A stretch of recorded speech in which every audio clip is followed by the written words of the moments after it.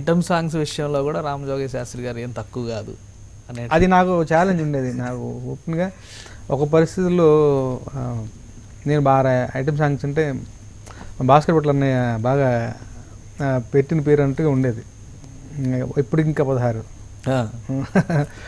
నేను రాస్తాను అని చెప్పేసి నేను కావాలని తీసుకుని అపోమే పాట రాశాను.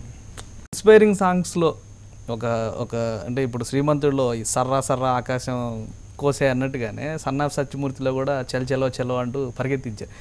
ఇన్స్పైరింగ్ సాంగ్స్లో కూడా రామజోగి శాస్త్రి గారిది ఒక బ్రాండ్ ఇమేజ్ ఎస్టాబ్లిష్ అయింది. ఇదైనా గుర్తుందా? ఒప్పుకుంటారా? ఇదైనా లేదు, నేను ఒప్పుకోండి, నేను చెప్పి ఒప్పుకుంటా. బట్ ఏంటంటే ఒకటి, నా గురించి నన్ను అబ్జర్వ్ చేస్తున్న ఒక ఆడియన్స్గా మీరు చెప్తే ఫీడ్బ్యాక్ నాకు సంతోషంగా ఉంటుంది. నా గురించి నాకు పూర్తిగా తెలియదు కదా. సో నా ఏదో పొద్దున్న లేస్తే నా పనిలో నేను ఉంటాను, వెనక్కి తిరిగి చూసుకునేంత సీన్ ఉండదు.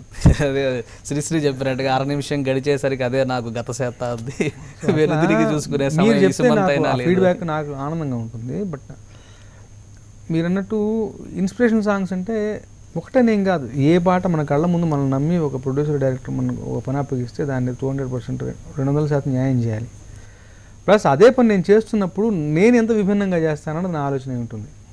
ఇంకప్పుడు జోనర్స్ గినర్స్ ఆ పాట ఈ పాట అనేం కాదు, ఏ పాట తీసుకున్నప్పటికీ నన్ను నమ్మిచ్చారంటే నేను ఎంతవరకు న్యాయం చేయాలి, ఎంత గొప్పగా న్యాయం చేయాలన్న ఆలోచన.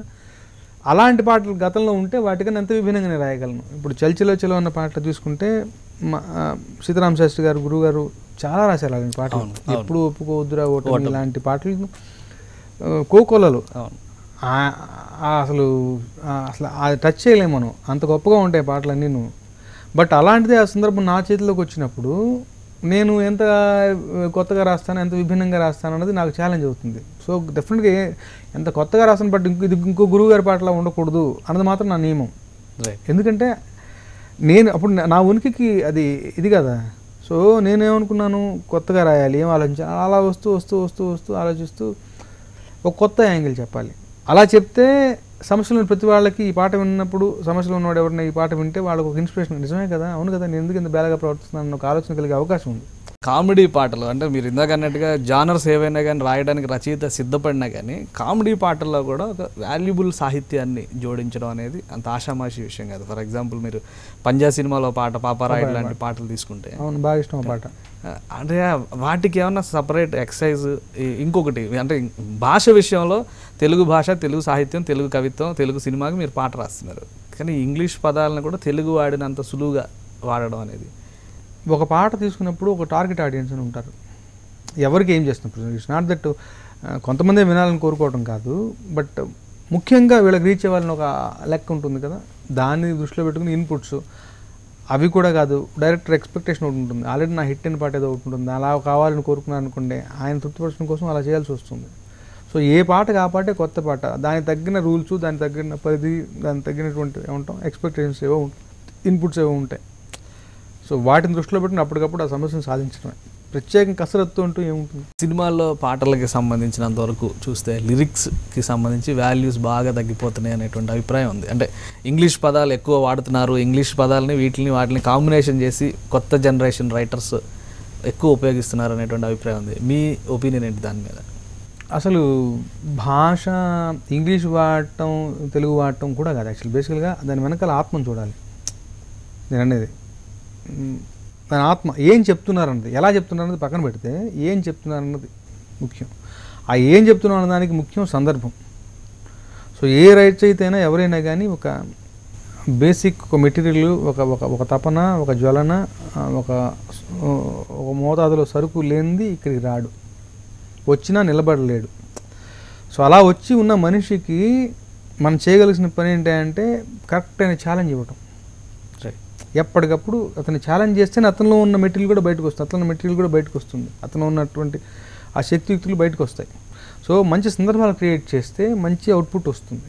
వితండవాదం కూడా కాదు, నా భాష పట్ల, నా మాతృభాష పట్ల నాకు పరిపూర్ణ గౌరవం ఉంది. బట్ సినిమా వచ్చేటప్పటికి ప్రాబ్లం నేను తప్పేమో కొన్నిసార్లు మనం ఇంగ్లీష్లో మాట్లాడుకుంటూ ఉంటాను, మనసులో ఇంగ్లీష్లో ఆలోచిస్తుంటాం, అలవగా ఇంగ్లీష్ పదాలు వచ్చిపోతాయి మనకి.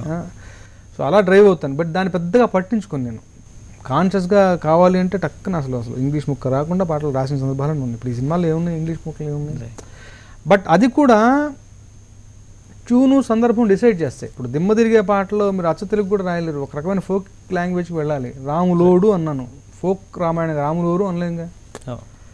సో ఆ సందర్భాన్ని బట్టి పద్ధతిని బట్టి ఆటోమేటిక్గా మనసు ట్యూన్ అయిపోతుంది. ఇప్పుడు తందర అన్నప్పుడు ఫోక్ సాంగే వస్తుంది ఆ ట్యూన్ వచ్చినప్పుడు. చారుశీల అన్నప్పుడు ఆ కైండ్ ఆఫ్ లాంగ్వేజే వస్తుంది.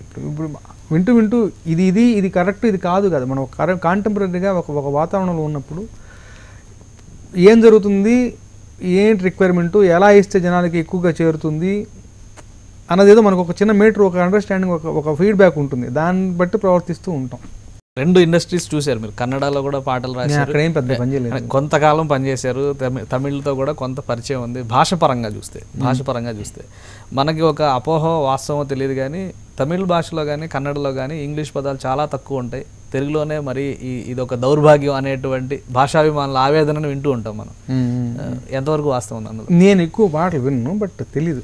అందరిలాగా మనం ఎప్పుడు అలాగే పొరుగింటి పుల్లకోసారి వాళ్ళకి అసలు భాష మీద బాగా మనం పక్క వాళ్ళని గురించి అనుకుంటున్నాం. అక్కడికి వెళ్తే కానీ మనకు తెలియదు, నాకు తెలియదు అసలు. నేను అర్హుణ్ణి కదా కామెంట్ చేయడానికి. ఊరికి అలా అనుకుంటాం, భాషాభిమానం ఎక్కువ అని అనుకుంటాం, పక్క వాళ్ళని చూసి అనుకుంటాం. మనకు కూడా భాషాభిమానం ఎందుకు లేదు? ఇప్పుడు మన ఎన్ఆర్ఐస్ని చూస్తే ఎంత ఇదిగా ఉంది.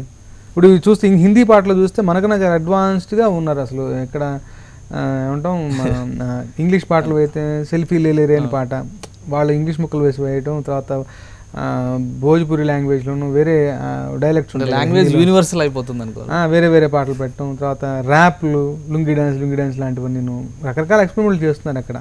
ఇప్పుడు వాళ్ళకి భాష మనం లేదనా, ఇది వేరు అది వేరు. ఇప్పుడు ఇంత చెప్పే వాళ్ళ మన పిల్లలు ఇంగ్లీష్ మీడియం మరి ఎందుకు జరిపిస్తాం? వితండవాదం కాదు, ఒక్కొక్కటి ఒక్కొక్క పద్ధతి. బట్ ఏంటంటే టూ మచ్ ఆఫ్ అనేది అతి ఎక్కడైనా కానీ పనికిరాదు, కన్ను పోయేంత కాటుకు అవసరం లేదు. కానీ బేసిక్గా కొంత ప్రాథమిక స్థాయిలో తెలుగు పైన అవగాహన, తెలుగు భాష పైన రావాలి అనేటువంటి, అంటే మాతృభాష చింతన అనేది కరెక్ట్ కాదంటారా మీరు? ఉంటుందిగా, ఎందుకు ఉండదు? ఉండాలి. దానికి వేరే అంటే ఈ ఒక్క విషయం అడ్డం పెట్టుకుని భాష నాశనం అయిపోతుంది. సినిమా ఇన్ఫ్లుయెన్స్ సమాజం పైన చాలా ఎక్కువ. సినిమా ఇన్ఫ్లుయెన్స్ రకరకాల విషయాల్లో ఉంటుంది, మరి వాటి గురించి మాట్లాడరు ఎవరు? చాలా ఉంటుంది. నేను వితండవాదం చేయట్లేదు, ఇంగ్లీష్ మాటలు వేసి పాటలు సమర్థించట్లేదు. ఏదైనా సమగ్రంగా ఒక విశ్లేషణ జరగాలంటాను నేను. ఇది ఎక్కడ సముద్రంలో కాకిరెట్ట, ఎన్ని 4 పాటలు. అసలు ఎవరికైనా ఎంత ఇంగ్లీష్ తెలుసు, తెలిసిన ఇంగ్లీష్ అంతా పాటలు వేస్తే ఎవడు వింటాడు పాటలు?